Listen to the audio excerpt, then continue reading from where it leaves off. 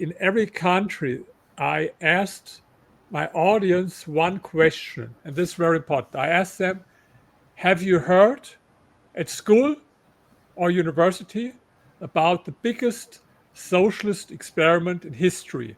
This was Mao Zedong's so-called Great Leap Forward that happened in the end of the 50s from 1958 to 1962. 45 million people died. 45 million people died. This was the biggest socialist experiment in history. By the way, I have more about this in my book, The Power of Capitalism. But I asked in every country whether they heard about it, whether I spoke to 20 people, 200 or 2,000. I had always the same question. And in each and every country, only very few people raised their hands. They hadn't heard about it. No one told them. Buy my novel, Escape from the Village, from major booksellers online. Go to escapevillage.com. Subscribe to the Substack. Go to fountainheadforum.substack.com. Support the forum. Go to buymeacoffee.com/fountainheadforum. Thank you. Welcome to the Party Pal. This is Fountainhead Forum 321. I'm talking to Dr. Rainer Zitelmann. He is a longtime free market advocate. He's made a documentary about Vietnam and their successes. He's also from Germany, so we're going to talk a little bit about what's been going on in Germany with their current situation, what's happened over the last 5 years, and maybe some other things. How are you, Rainer? I'm great. Thank you. Back in Germany, I have a little bit, of course, jet lag because I've been for almost 3 weeks in California, and this is 9 hours time difference to Germany. Yeah, where are you in Germany, by the way, if you want to say? I'm in Berlin, in the main capital in Berlin. Of course, it's all one time zone, but yes, Berlin. So Rainer, I always like to start out. How did you get into free markets? And you got that shirt on that says "I love capitalism." Yes, it's a long development. I was interested in politics very early in my life. When I was a teenager, I was a Maoist, very left-wing. I founded a Maoist group at my school. I was 13 years old, and I edited a newspaper, Red Banner, at my school. So it started, and yes, it was maybe about 10 years that I stuck to this Marxist ideas. But then when I studied, I wrote my first doctoral dissertation about Adolf Hitler and especially his economic views. And I found out that he's much more anti-capitalist and socialist than most people would admit. By the way, you can buy the book also in English language. It's called Hitler's National Socialism. And so this was one reason why I started to change my left-wing opinion, because I saw that this whole Marxist theory about what they call fascism is totally wrong. But it was a longer development. Now I published 30 books in 35 languages. A lot of these books are about capitalism, for example, In Defense of Capitalism, The Power of Capitalism, How Nations Escape Poverty, books like this. And a few years ago, I started with films. The first film was, you can find all these films on YouTube. The first film was Life Behind the Berlin Wall. It's the comparison between East and West Germany, planned economy, market economy. We have now almost 600,000 views. I did it together with a Free to Choose network. And then I had another film about Poland. It's Poland from socialism to prosperity. And the new film now, it's about Vietnam beating poverty with market economy. Yeah, I watched this documentary. It's a short documentary, about a half hour, so it's definitely you can definitely take not that much time for it. But you've talked it in 1990, Vietnam was one of the poorest countries in the world, and now it's 33rd economically. So it's definitely seen some improvement over the last 35 years. What can you tell me about what you've learned about Vietnam for the last 35 years? Because I mean, most of us realize that America went and fought a war there and lost it, and then Vietnam fell to the communists in 1975. So, what happened? We'll say just from 1975. Yes, exactly.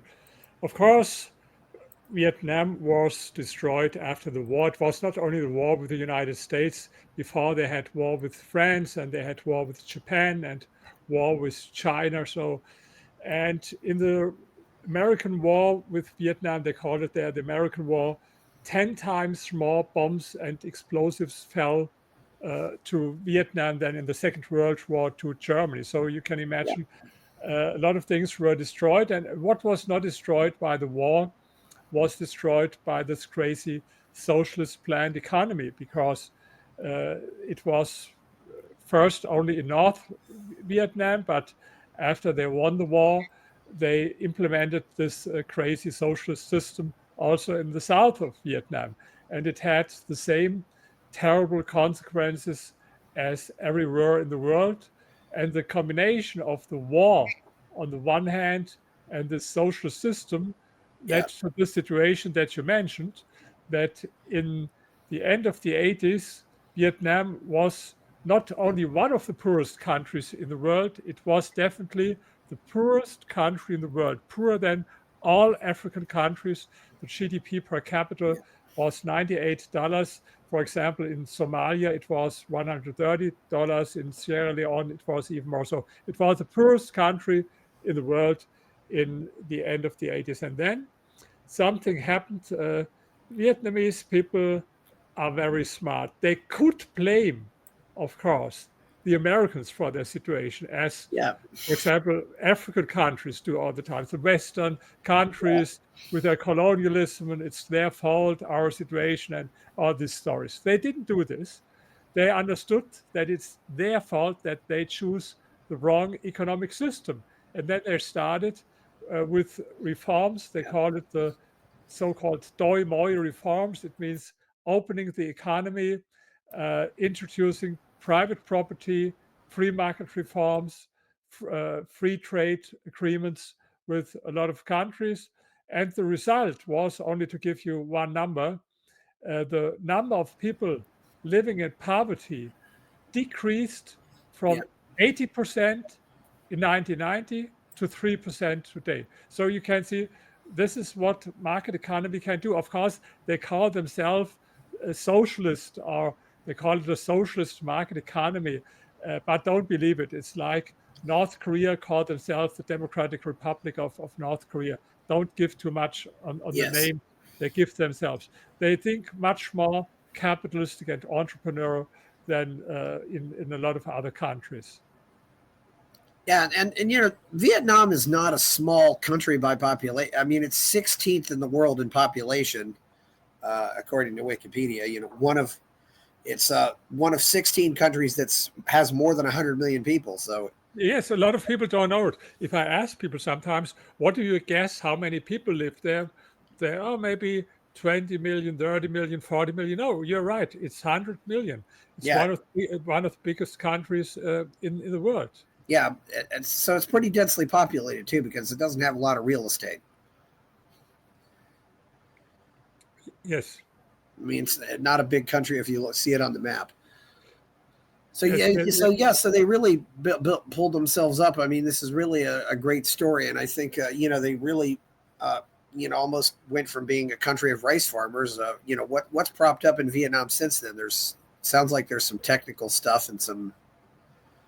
Yes, they produce a lot of electronics, for example. Sometimes even companies that produced in China go to Vietnam, and not only because the wages are lower, but because it's in a way more free than in China. Of course, it's not so free as it is in some other countries, but it's much more free than in China.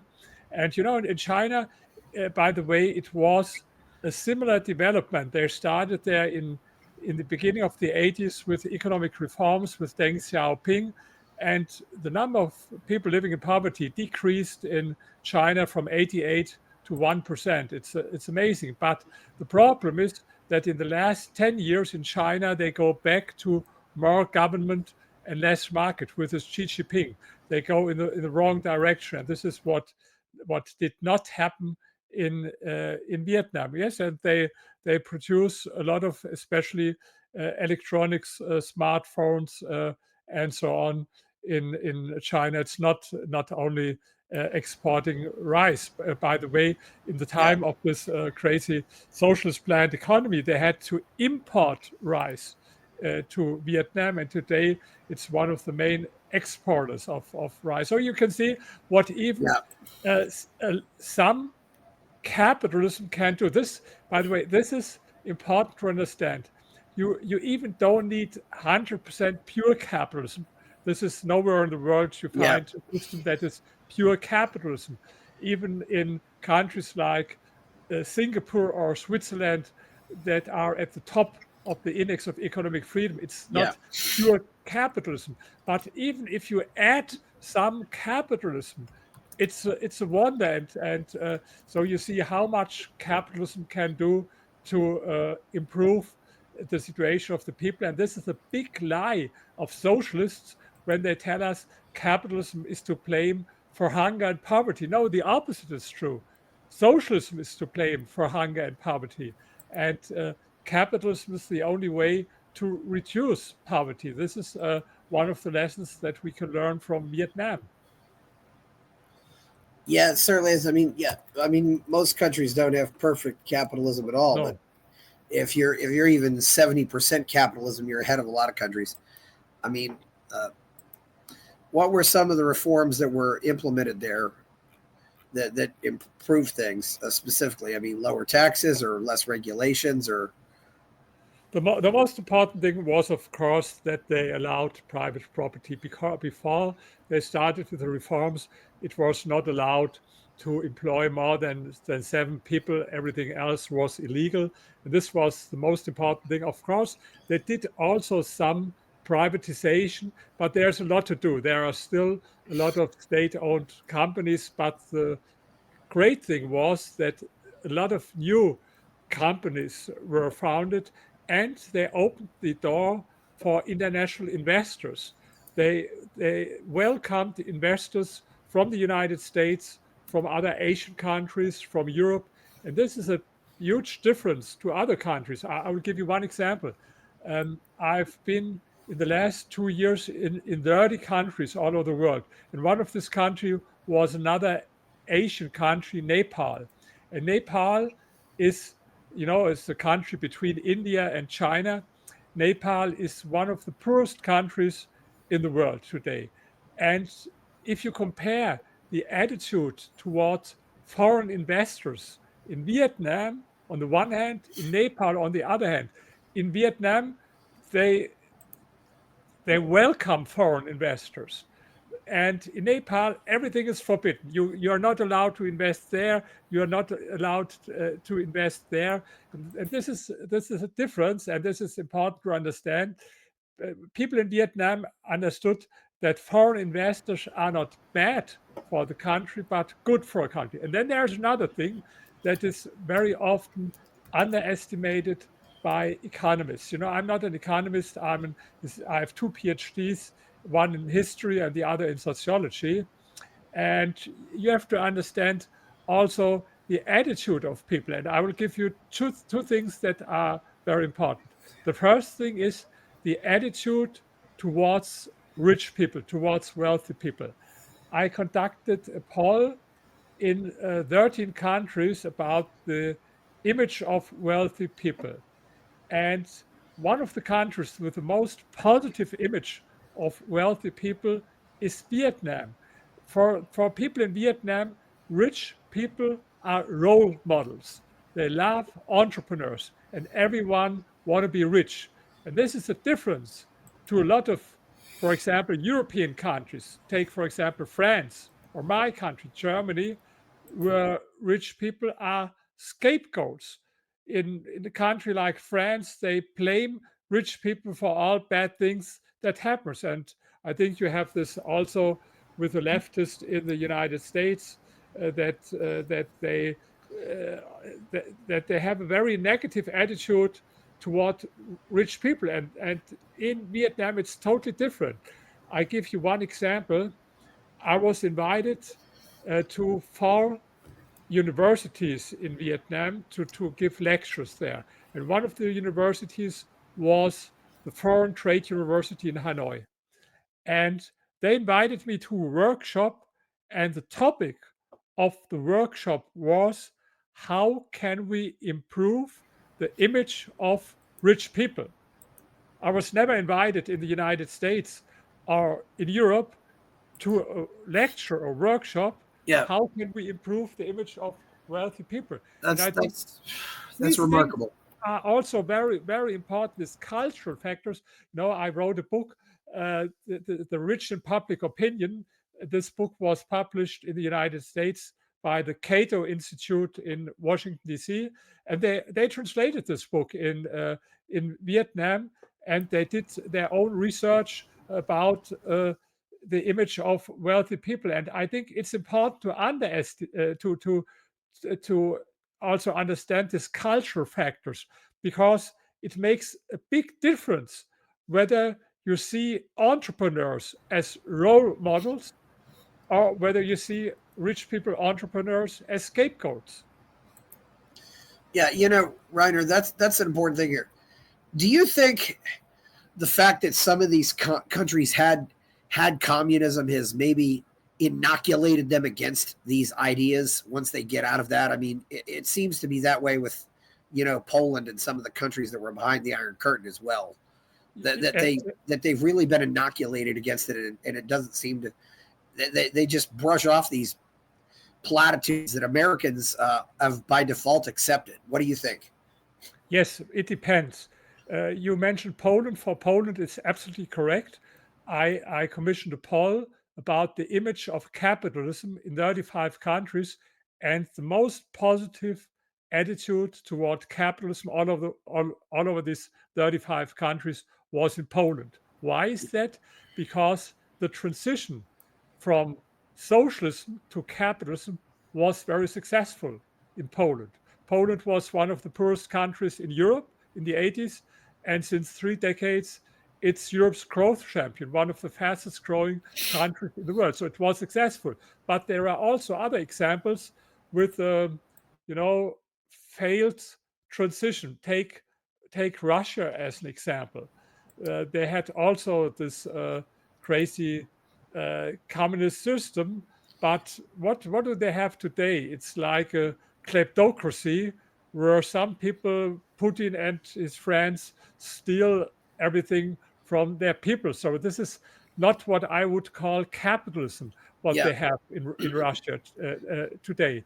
And this makes a difference whether the transition was successful, as it was in Vietnam and Poland, or whether it failed, as it was in Russia or some other Eastern European countries. yeah. Because Reiner, I do think that's one of the problems here in America is that I think a lot of the people who identify themselves as capitalists or who are held up as the standard bearers for capitalism really are just corporate welfare statists. And I think I think they do capitalism more harm than anybody, really. The people who say they're for capitalism, but really they're just lobbyists. Absolutely, yes. This is a real big problem. And another problem is schools. Yeah, I come back to, I mentioned I traveled in the last 2 years in 30 countries, and I had a lot of lectures there. And in every country, I asked my audience one question, and this is very important. I asked them, have you heard at school or university about the biggest socialist experiment in history? This was Mao Zedong's so-called Great Leap Forward that happened in the end of the 50s from 1958 to 1962. 45 million people died. 45 million people died. This was the biggest socialist experiment in history. By the way, I have more about this in my book, The Power of Capitalism. But I asked in every country whether they heard about it, whether I spoke to 20 people, 200 or 2000, I had always the same question. And in each and every country, only very few people raised their hands. They hadn't heard about it. No one told them. And this is the reason why I'm writing my books about history, because people don't know anything about the real history of socialism and how many people died. They don't know Yeah, it. they don't. I mean, and Ryder, that does bring up one question. What is the state of the colleges in Vietnam? I mean, are they Marxist like they are here in America? Or are they pretty Oh no, pro-capitalist? no, they are not Marxist. I've been at the university, and for example, they had a great competition in entrepreneurship. You could win some prizes for the best entrepreneurial ideas. And then I asked them, what about this, Yeah, woke ideology that we have in the United States or Europe, with this gender and woke stuff, and feminism and all this. And they told me, no, we don't know it. Only when some of our students, when they go and study in the United States, then they come back with these crazy ideas. But it's not here. It's like yeah, import from if they study in the United States. yeah. It's funny, Ryder. Also, I've got to wonder.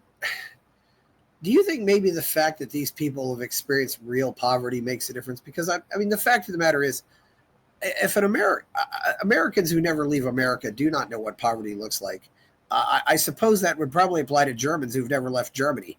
I mean, I've been to Peru is the poorest country I've been to, and that's definitely I remember coming back and said, I know what poverty looks like now, and 90% of Americans are better off than people in the middle class in Peru. Yes, of course, this is a problem. I heard, I don't know whether it's true, that 80% of Americans never traveled to other countries. And of course, if you haven't seen it, what real poverty means, I spoke about Nepal, for example. Then you see what is real poverty and Yeah, what it means to people. And in Vietnam, it was so bad. Poverty meant really hunger, hunger that yeah, people had nothing to eat.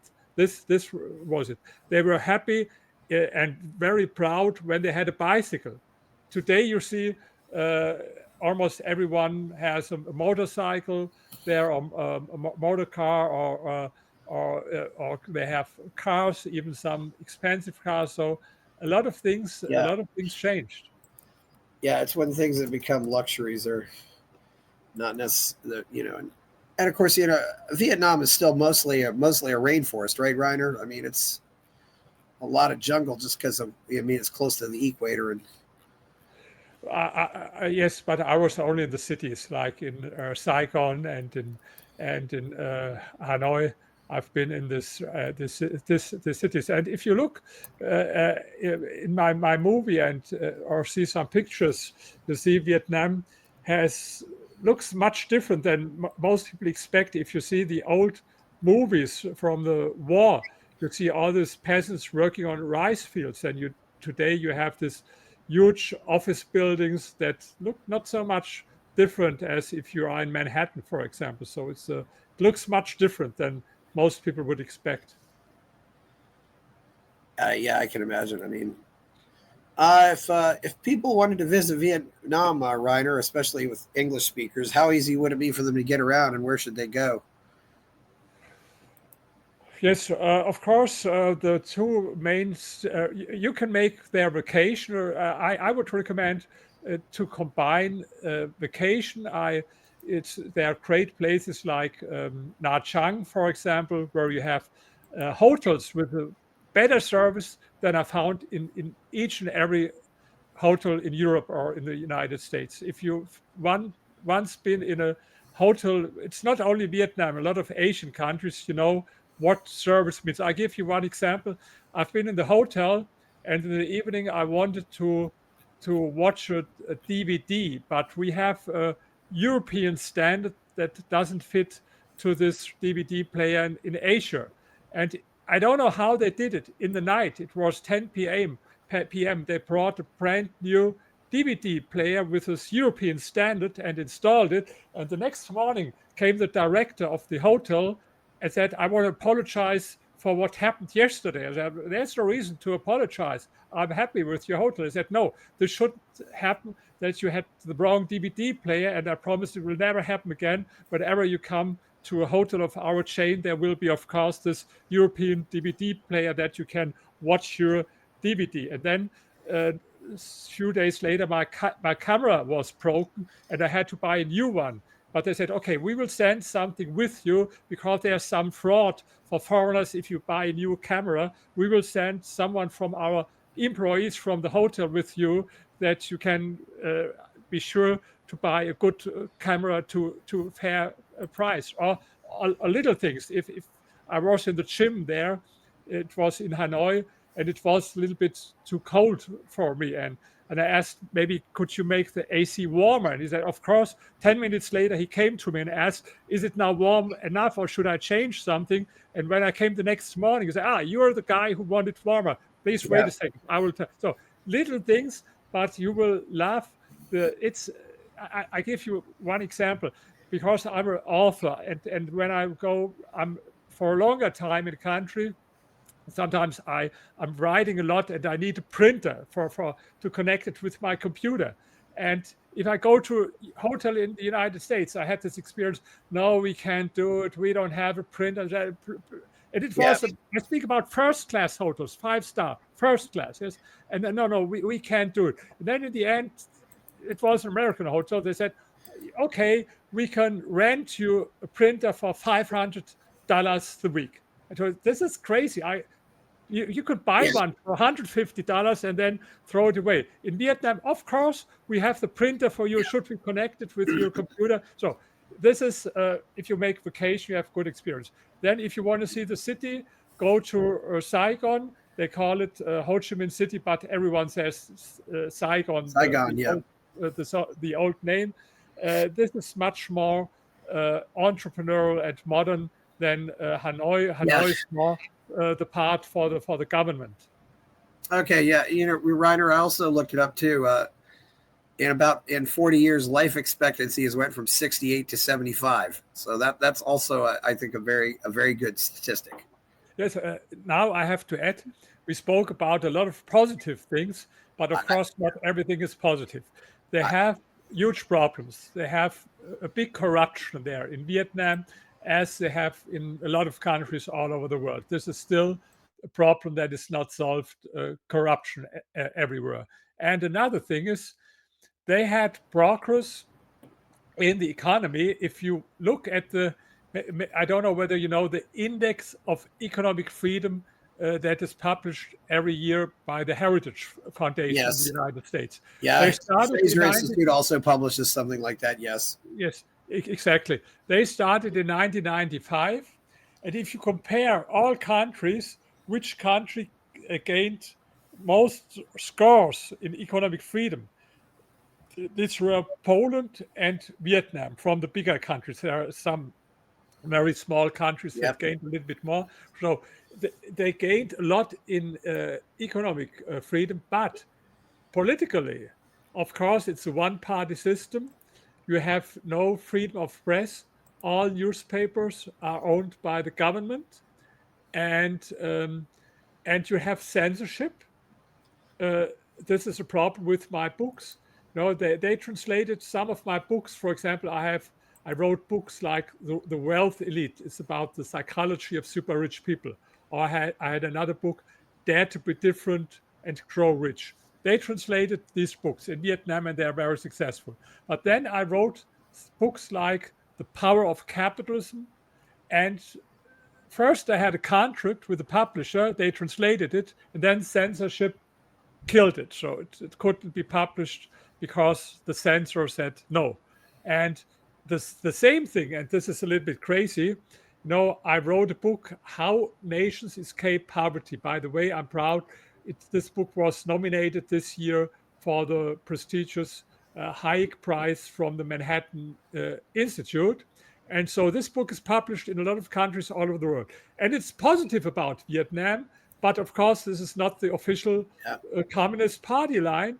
And they translated it. And then they told me, we see there are some problems. It's not according to what a lot of people in Vietnam believe.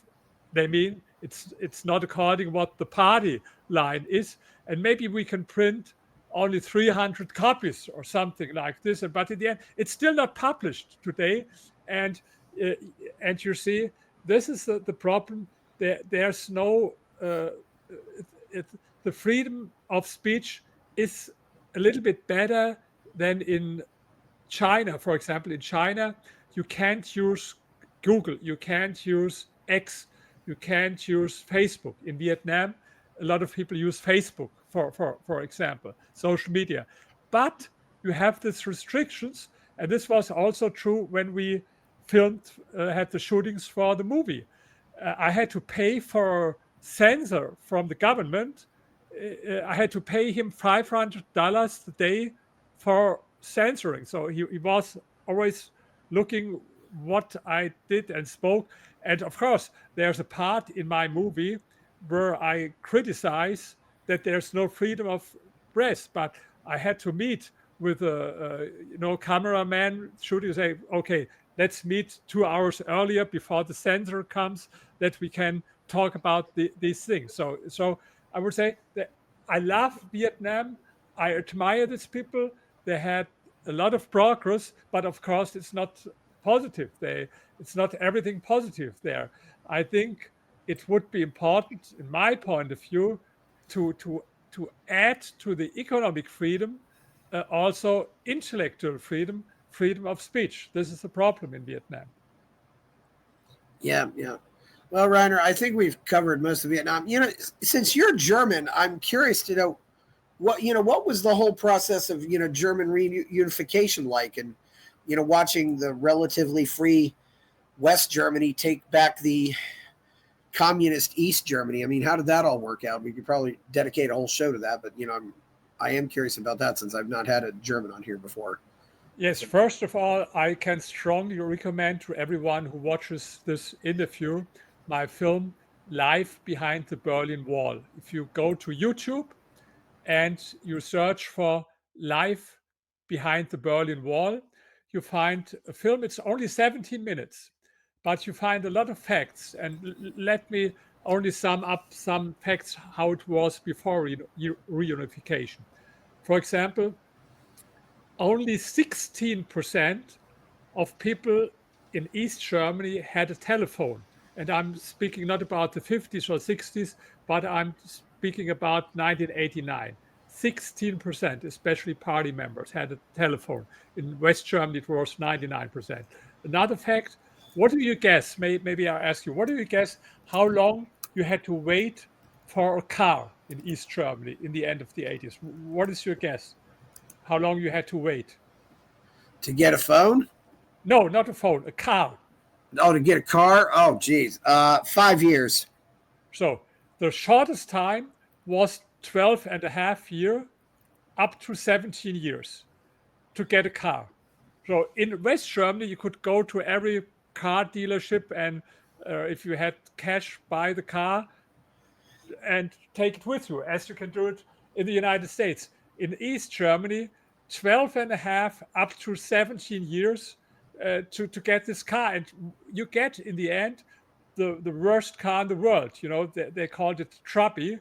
And in West Germany, you could buy our Mercedes or BMW or Volkswagen or Porsche, whatever. There you had to wait these years, 12 and a half to 70 years. So this was the situation before the reunification. And even the last number, 25% of all tenants had not their own restroom.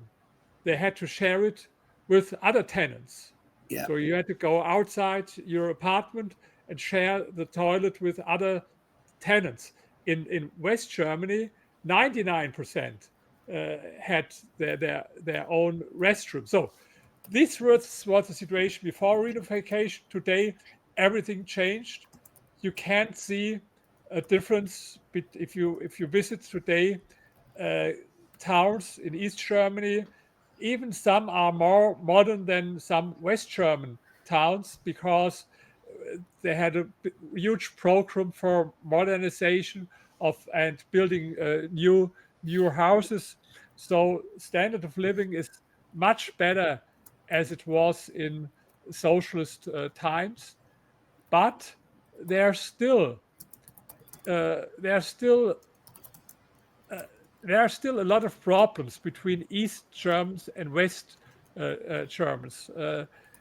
To be honest, people in East Germany, they don't like so much West German people still. They have a little bit like inferior complex in a way, and they in a way I like them, the East Germans, because they're very sensitive as it comes to freedom of speech. So this is what I like with East Germans. They had their experience in socialism where there was no freedom of expression, where there was no freedom of speech. They're very sensitive when they feel that there are a lot of challenges today in Germany for freedom of speech. This is what I like with East Germans. But on the other hand, they have uh, a lot anti-capitalist attitude. This is the difference. We see it in the polls that people in East Germany are still more anti-capitalist than in West Germany. It's a little bit hard to understand because the situation improved so much. But this is so the situation, the economic situation changed for the good for people in East Germany, but they are still the wall is down, but there's still a wall in the wall. The mentality of people in East and West Germany is in a lot of ways very different. Yeah. So how did all this? So is there still any communist sentiment there, Reiner? I mean, I certainly have heard about some censorship coming out of there and some other things happening recently, but uh, so what do you Yes, have to say about the current situation in Germany? I mean, I heard it was horrible for coronavirus stuff, and yes, this is absolutely true. There's a tendency in Germany. Generally, of course, we have freedom of press and freedom of speech, but in the last year, there are more and more challenges and restrictions from the government. These were two steps. First, it was what you know also from the United States, this cancel culture, that the left-leaning elites, if you have a different opinion, being at a university or somewhere, that they cancel you, shut you down, and they call you a fascist or a Nazi, whatever. This was the first step, but this was only this cancel culture. But now, in the last years, it's also from the government, from the police. I give you one example. There was one it was like 70-year-old, I think 70-year-old man, and he had on social media a post where he named our minister for economy. He's from the Green Party. He called him an idiot, like crazy. In German, Schwachkopf, yes, like stupid. And for this post, 6 in the morning, there was police at his home to look at his devices, at his cell phone, and now he has to pay a penalty because he called him this way. And the politicians in Germany, some of them they sue uh, the people. Some of the politicians, they sued like 1 or 2 thousand ordinary people for offensive remarks, especially on social media. And you can get punished as a result of this. And I think this is crazy. Of course, I never sued anyone, if someone would call me stupid or idiot, I would say it has nothing to do with me. It says a lot about you, but it says nothing about me. But the politicians, they sued uh, citizens for offensive remarks against them. And yes, there is a tendency against this freedom of speech. and this is a very negative development. And this is always the same. The leftists, they don't like economic freedom, but they don't like freedom at all. In the same time, they don't like intellectual freedom. They are against economic freedom, and they are against freedom of speech.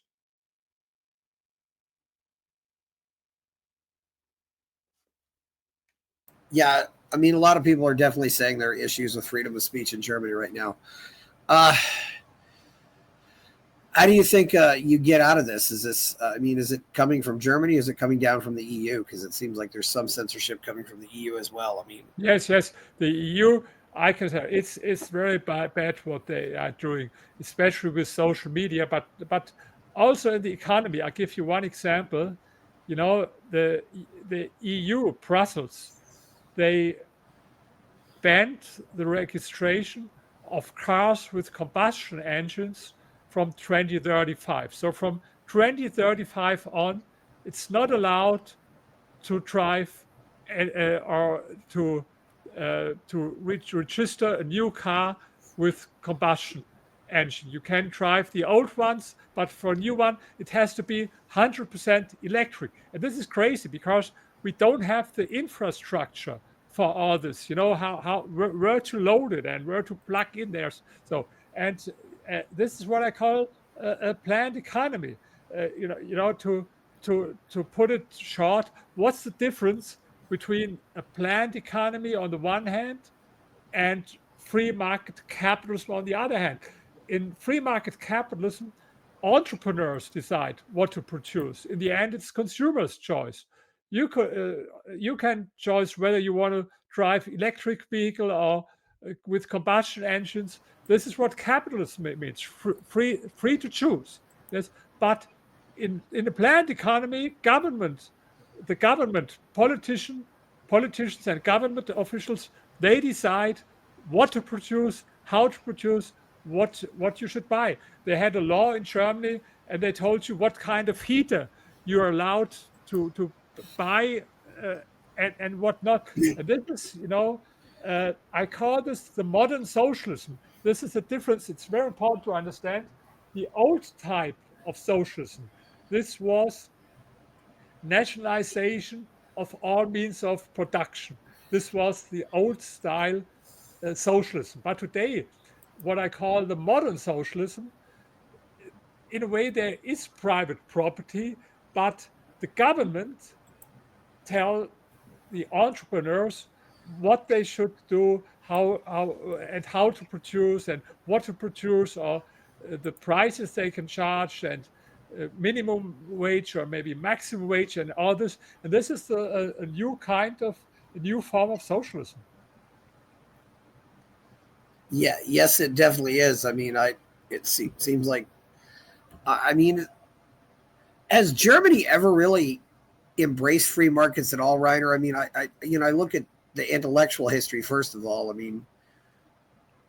Going back to Marx and various Germans like Hegel, and then you go ahead to Bismarck, who created the monstrosity known as Social Security.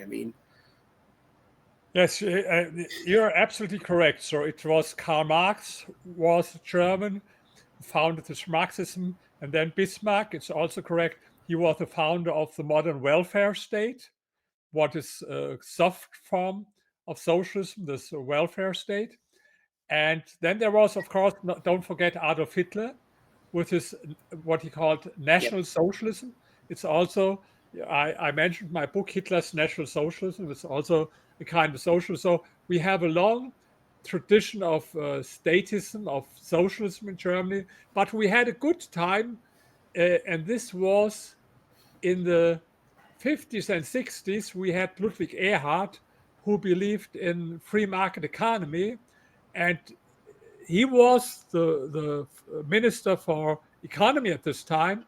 And this was the reason why Germany, after the Second World War, was such a great success story. It was all due to this man, Ludwig Erhard, who embraced capitalism, free market economy.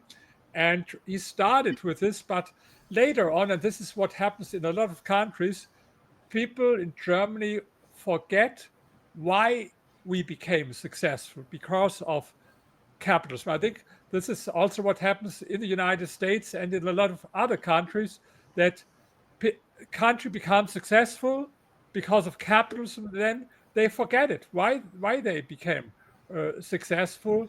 And this is what I see in a lot of countries all over the world. You see it also in China.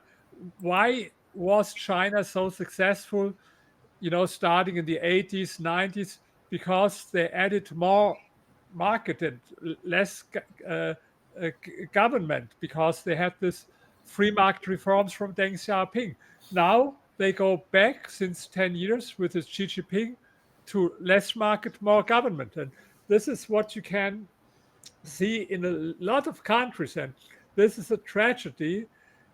I think in every generation, you have to start new the fight for freedom. It's not this way that you can say we have freedom one time and then no. It's fighting. It's it from the history from the United States, when there was a time when you had, I think, 70% taxes or more. And then Ronald Reagan came to reduce the taxes from 70% to 28%.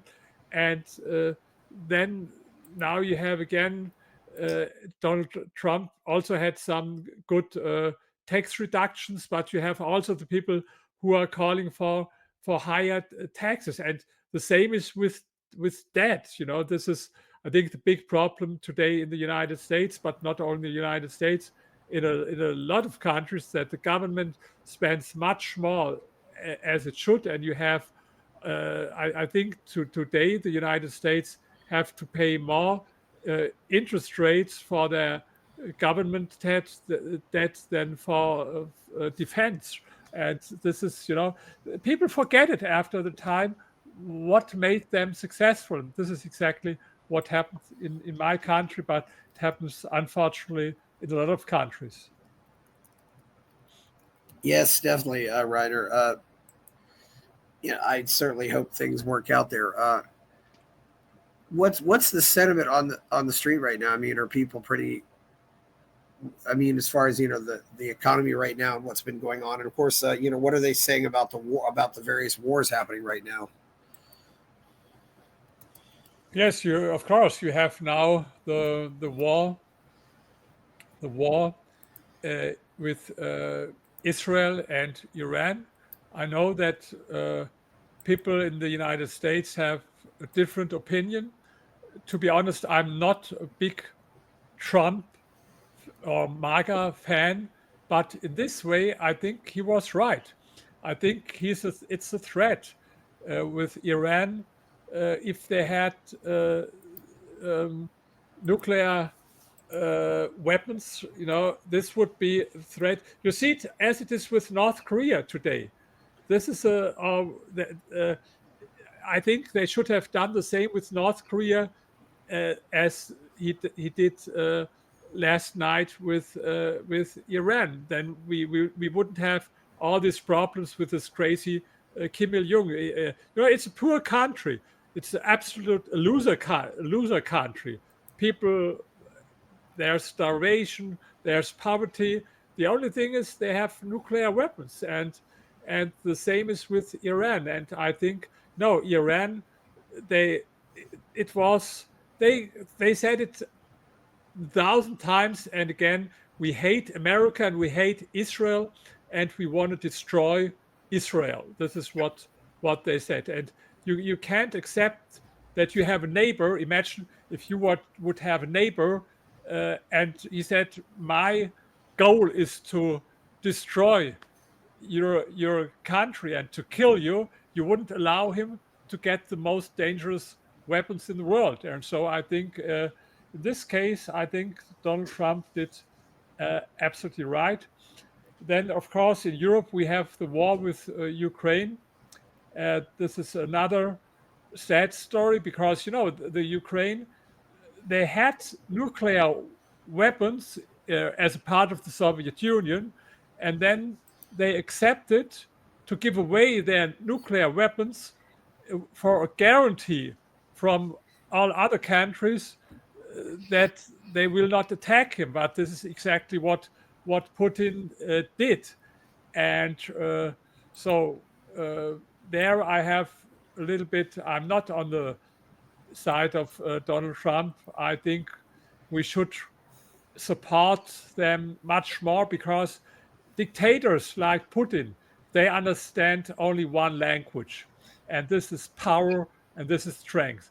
A lot of people say, let's talk with them and diplomacy. No, people like Putin, he's a kind like Adolf Hitler. They don't understand. They see it as a kind of weakness. They understand only one language, and this is the language of strength and powers. I'm a big admirer of Ronald Reagan, and sometimes I think for me this is the greatest president of the United States, Ronald Reagan. And I think sometimes how he would act today with Putin, for example, and I think it would be different to what Donald Trump said. So you see, with Trump, I know it's very controversial in the United States. I thought you have on the one hand this Trump haters. For them it's the devil, and if you say anything positive about Trump, and he did some good things, he lowered taxes and he lowered some regulations and he did something against this crazy woke stuff, and so I admit he did some positive things, but on the other hand he says a lot of very crazy things, as for example with tariffs. That what he said, tariff is the most beautiful word in the dictionary. For me it's as crazy as if someone would say taxes is the most beautiful word in the dictionary. Tariff is a kind of taxes, yes, and of course taxes for me it's the worst word in the dictionary and not the most beautiful word in the dictionary. So, but this is maybe controversial because I have at the same time problems with this, from this MAGA cult in the United States. When I criticize something with Trump, they are bad with me, and on the other hand, with this leftist, when I agree Trump did something good, I have then problems with them. So I don't know how you say, in Germany we say you sit between all the chairs. I don't know whether you have a similar expression in English in the end. Yep. Yeah. So, but Reiner, what is the sentiment of the general population of Germany saying about this? What do they think about all this? I mean, on the one hand, people in Germany are, of course, I have to say, when I come to Donald Trump again, I think 90% are against Donald Trump in Germany. They don't like him. They wouldn't vote for him. They don't have a differentiated opinion because this has something to do with with our state-owned TV. We have also private TV, but most popular is state-owned TV, and they have all time only propaganda. Trump is the devil and evil for them, and so of course this has consequences how people think. With Ukraine, most of people in Germany are pro-Ukraine and anti-Russia, anti-Putin, but more in the West than in the East. I don't know why. In the East, they had very negative experience with Russians, but they are in a way more pro-Russian than people in West Germany. And with Israel, yes, you have all this leftist people in Germany who are, of course, anti-Israel and pro-Palestine on the one hand, but the politicians in Germany now, like our new chancellor, he's absolutely pro-Israel. But they have no influence. So in international politics, because our army is only a joke today. They destroyed almost our whole army. And so, if you in if you want to reach something with diplomacy, you have to be strong. And today we get economically weaker and weaker. Germany, every year we have now the third year of recession, and our army is, as I mentioned, kind of joke. And so this is not as Germany was, for example, 30 or 40 years ago. Yeah. Well, so yeah. So what other things happened after the fall of the Berlin Wall, Reiner? I mean, how did the country come back together? It's you told us about some of the things like the cars there, but Can you repeat the question? what was done to reintegrate Germany, or to get, how did they make East Germany not communist? Yes, of course, in the economy, uh, there were huge transfer subsidies. I give you one example. Uh, the housing situation was very bad. Uh, a lot of houses were destroyed, as socialism is worse than a war for housing, because they had very cheap rents, but there was for about decades no modernization. And so they spent like 80 billion euros. This is something like $80 billion, only for programs to modernize and build new houses in East Germany. This is one thing that they gave huge tax advantages. There were tax shelter models. You could save taxes when you invested in houses in real estate. So this is the reason why the cities in East Germany, they look really beautiful today. And so in the economy, I think there's not a huge difference between East and West Germany today, but the mentality, you know, even today, people in East Germany, they have another attitude, because don't forget, they had more than 50 years of socialism. First, they had this 12 years National Socialism. And then after National Socialism, they had this red socialism. And this has consequences. If people, they were brainwashed with don't like America, like Russia, don't like capitalism. And you can see it. If you have polls today, and you compare the answers from people in West Germany and East Germany, you see people in East Germany, they're still more positive toward Russia, and negative toward the United States, and negative toward capitalism. So for me, this is a result from this decades of brainwashing. Yeah. So what do you think could be done to fix the colleges in some of these Western countries that are just rejecting everything that made the West great, Reiner? I mean, what's the deal? Yeah, this you mentioned a big problem. This is the biggest problem, that the colleges, also the schools, that the teachers are uh, very left-leaning, anti-capitalist. I think this is in almost every country. I know it's in the United States.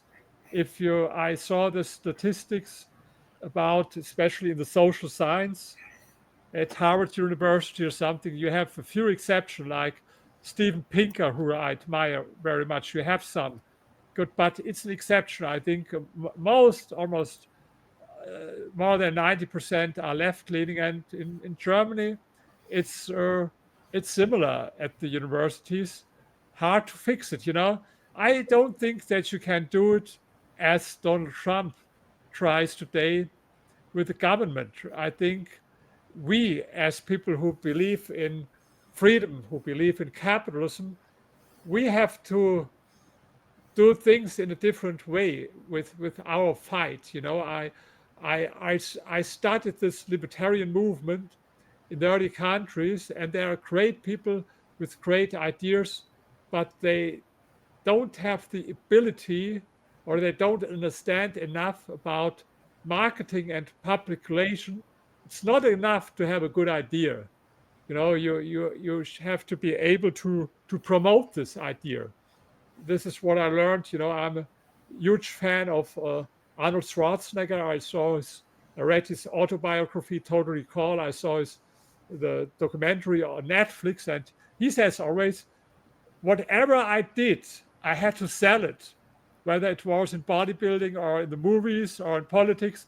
It's all about sales, and this is what we could learn as libertarians from Arnold Schwarzenegger.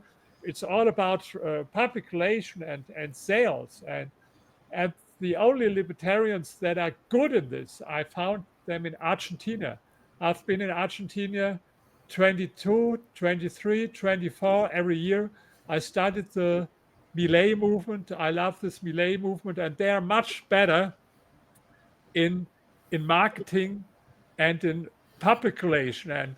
And it's a fight about, this is about ideas, and you can't forbid this. And I don't think that the government should do something to change what's Yeah. the situation at the university. But Yeah. I think this is what we have to do. We have to fight for our ideas, and we should learn a lot from Javier Milei and from his party in Argentina, because these think tanks there in Argentina were very successful in changing the public opinion. I saw it. I started this movement very thoroughly. Ryder, I did want to get to that. How did you start the movement exactly? What do you think? Do you speak Spanish, or Pardon? do you speak Spanish? No, I don't speak Spanish. So what exactly was? I would like to get your opinions on the Milei movement, because I think it's. I know this may seem pessimistic to say, but I think it's the only hope for the world right now. Yes, I don't see any place else for any other reason for hope. Absolutely. I agree 100%. This is hope. And this, I think there's another thing that gives me hope. When I was asked a couple of years ago, where's hope? Because everything goes in the wrong direction. More government, anti-capitalism. Yes. And I said, as a historian, I know that history is full of surprise. Yes, it is. Sometimes it's negative surprise, like Putin attacks Ukraine or so. But sometimes, fortunately, you have also positive surprise.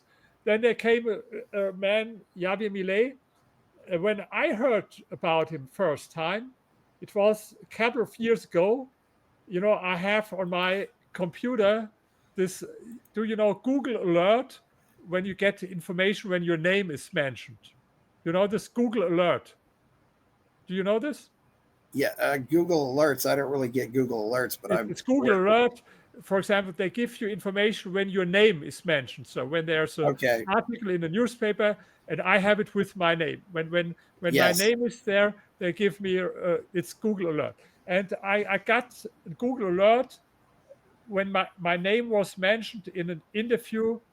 It was in Spanish. I couldn't read it, but you have this translation also with Google Translate. And the interview was with Javier Milei. I hadn't heard about him a few years ago. And they asked him, what will you do in the afternoon? And he said, I go back home, go on reading the book from German historian Rainer Zitelmann about capitalism is not the problem, but the solution. So I learned, there's someone in Argentina who reads my books. And of course, I was pleased that even there in Argentina, there's someone who loves my books about capitalism. And then I was in Argentina in 2022. Unfortunately, I had no possibility to meet him in person, but his spokesman, government spokesman from Milei, he asked him to write the preface for the Spanish edition of my book, and sometimes Millet posted also articles from me. And yes, it's hope because uh, he's a rare combination. On the one hand, he's an economist, a scholar, like a bookworm who I heard a lecture from him where he told us that he bought 50 books about Austrian school and read it day and night, even at the toilet, the bathroom. He went on reading all these books from Mises and Hayek, and he was fascinated about it. So on the one hand, he's an academic, but on the other hand, he's a genius of marketing.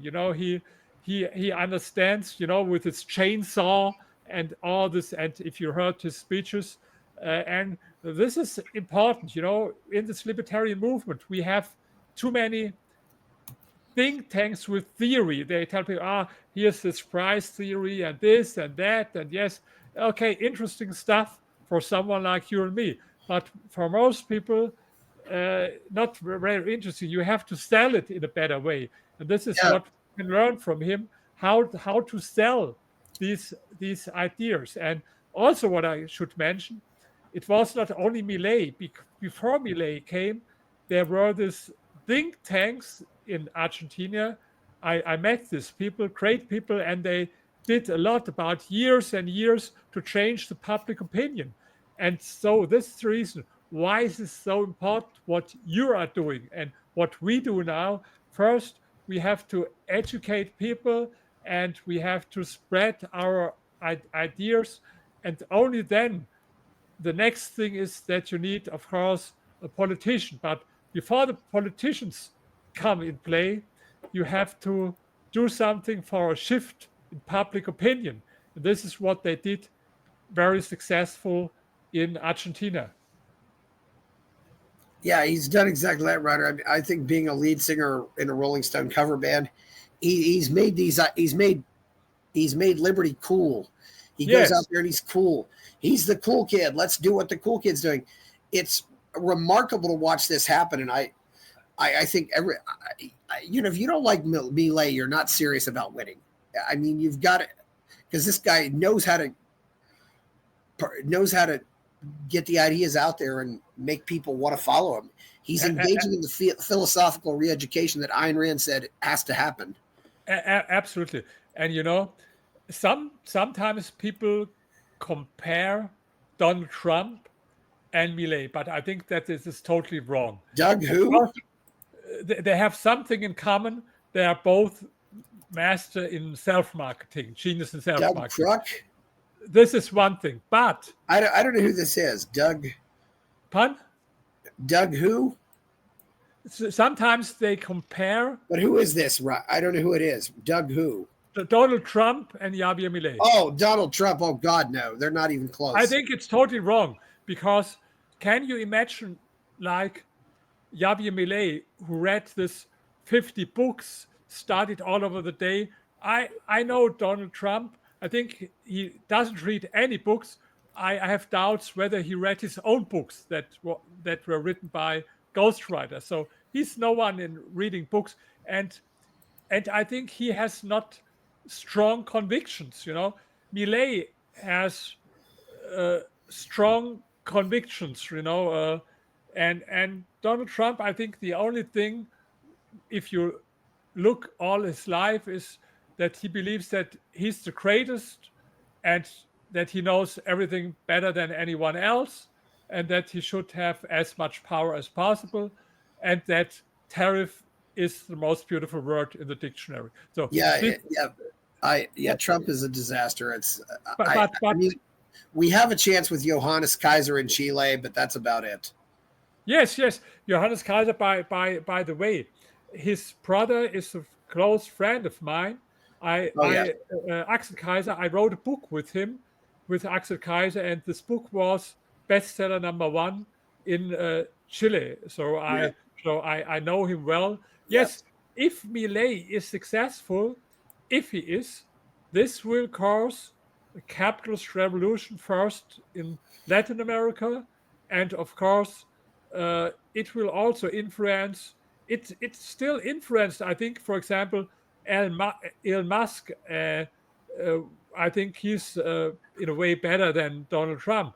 I think he was in a way influenced also by Javier Milei with his, he gave him this chainsaw, but now he left.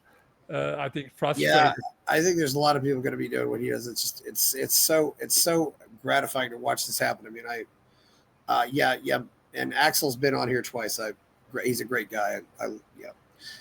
Well, Reiner, it's you said you had about an hour and 15 minutes. I think we're pretty Yes. close to wrapping this up. It was really great to talk to Yeah, you. I apologize. I hope as English is not my mother language, I hope everyone uh, apologize that it's not perfect, my English, but hopefully you could understand everything. And oh if if not, please read my books. You can order them on Amazon, like In Defense of Capitalism, The Power of Capitalism. No, I think this is a little bit my talent. I can yeah, explain things in a simple way, not which much theory. I'm a historian. I like facts. I don't like so much theory. And so, yeah. if you read my books, I think everyone who's able to follow the Wall Street Journal or whatever can also understand Yeah. my books, and this is what I would recommend in the end of the interview. I was going to recommend. Yeah, do you have a website or anything out there? Or obviously, your books are on Amazon, but So you can find me also on X, but I have a German language and the other one in English language. yeah, But no, I would more strongly recommend my books that you find on Amazon. And don't forget these 3 films that I yes, mentioned. You can find them on YouTube: Vietnam, Beating Poverty with Market Economy; Poland, From Socialism to Prosperity; and Life Behind the Berlin Wall. 3 films, and I hope yeah. you can help a little bit to spread them also in the United States. Well, we need good documentaries out there. I think and they're important works. Well, please like this video, subscribe to the channel, go buy my novel Escape from the Village, check out my Substack, go to Buy Me a Coffee where people are giving me money. I'm Chris Baker. Thank you, Reiner. We're out. Buy my novel Escape from the Village from major booksellers online. Go to escapevillage.com. Subscribe to the Substack. Go to fountainheadforum.substack.com. Support the forum. Go to buymeacoffee.com/fountainheadforum. Thank you.